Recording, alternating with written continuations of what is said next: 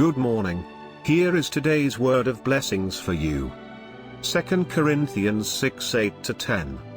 Through glory and dishonor, bad report and good report, genuine, yet regarded as impostors, known, yet regarded as unknown, dying, and yet we live on, beaten, and yet not killed, sorrowful, yet always rejoicing, poor, yet making many rich, having nothing, and yet possessing everything. Today's title is Dying Yet We Live On.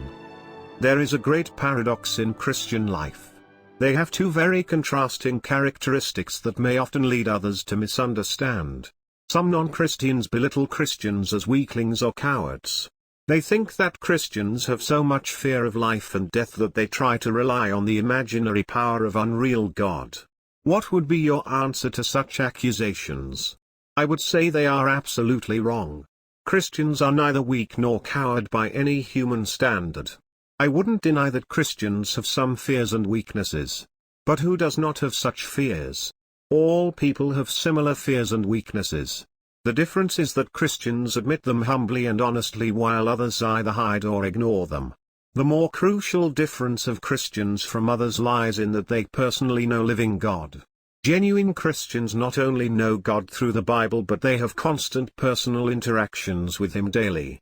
God is not a wishful being as some outsiders think. He is real, He is powerful. He is so loving. Knowing such God personally makes Christians live differently than others. Knowing God, they live humbly, reverently and trustingly on the one hand, but joyfully, peacefully, and thankfully on the other hand. On the surface, they may look so insignificant, very modest, and somewhat selfless.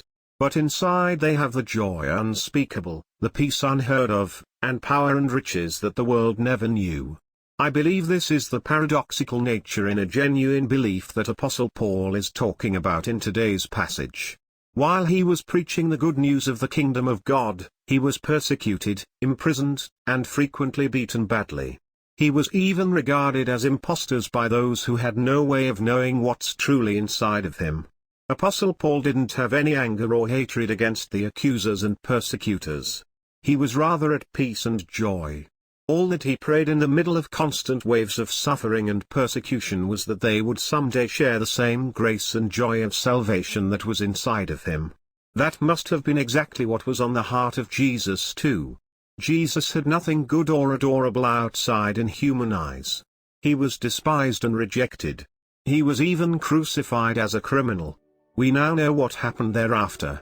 The cross brought life to the dying world. It saves the whole world including many of those who accused and despised him.